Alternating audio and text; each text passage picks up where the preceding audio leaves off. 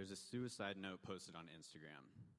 Next thing I know, I'm on the phone with a fireman. Is there a fire?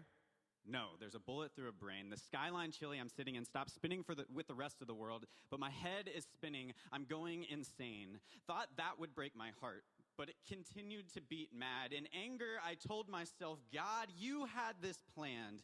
But you know what, God, it's okay. Life's freaking grand. That's when depression and anxiety tightened their grip on my dad. Cases of cores to cope with the mania, a handgun for the depression, an infestation of doubt and evil in the cranium, and I was the one that found the safe empty of ammunition.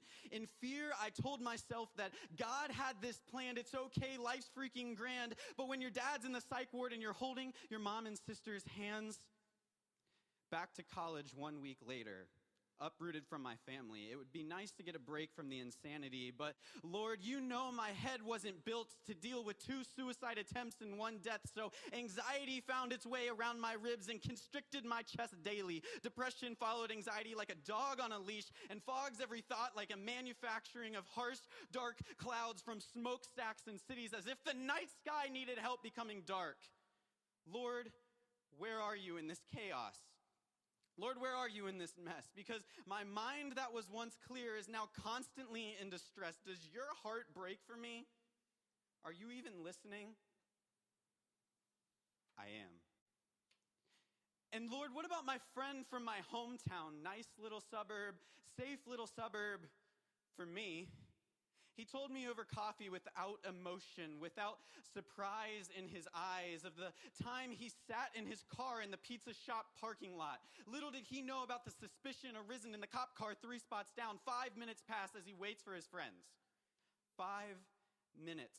Barely long enough to listen to 1 whole song. Barely long enough to text 3 friends back, but long enough to know my friend was suspect because his skin was black. Tap on his window, and much to his surprise, cop's hand on his waistband, friend's hands on the wheel.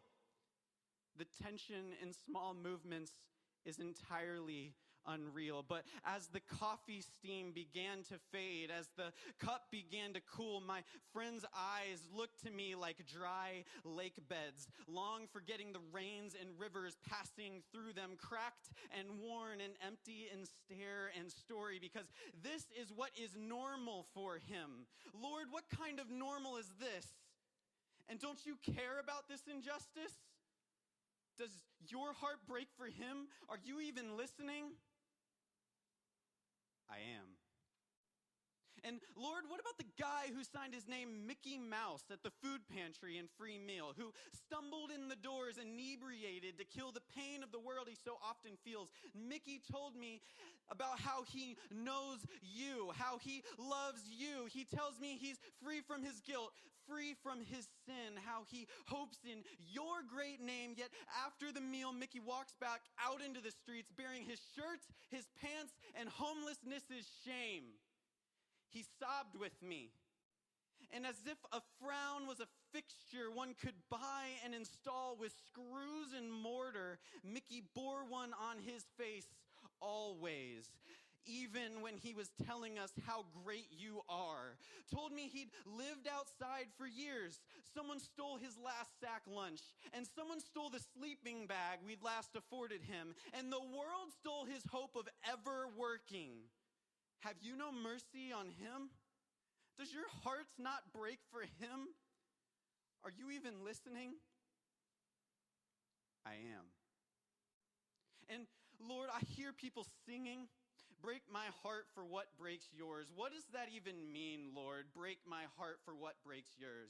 Hollowly repeated by pastors and churches and churchgoers. They say it, they write it, they sing it. But when I look around, all I see is more, buying bigger this and bigger that, launching into vicious political attacks, acting as if they are you and can ascribe or deny value to someone's life, to someone's story. They do all things in pursuit of their own glory. So, Lord, if you're answering their prayer to break their hearts for what breaks yours, well, I'm convinced yours isn't broken, or you don't have a heart at all, because otherwise people might spring to action and use all that you've given them to heal, but instead they continue to murder and steal and deny it all for the sake of comfort and fear.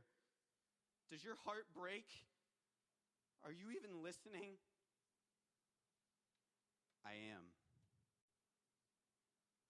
listening. I listen to the cries of the homeless, the hurt, the poor, the oppressed, the lonely, the lowly, the hungry, the weak, the abused, the scorned. And even while every other person stayed at home doing nothing to ease their suffering. Humanity, do you sit so comfortably, so idly in the midst of a suffering world? Does the Son of Man have no place to lay his head? Do the children of God not store up their riches in heaven and not on earth? Did I not command you to love your neighbor as yourself? Did you not hear me on the mounts when I told you, blessed are the poor, the mourning, the weak, the hungry, the merciful, the pure, the peacemakers, the persecuted, the insulted, and the slandered? Oh, child, I am listening. I will listen. I listened to the creation splinter under the weight of rebellion as if lightning struck the limb of the cosmic oak tree. I heard it crack and fall. I am listening. I am. Are you listening? Does your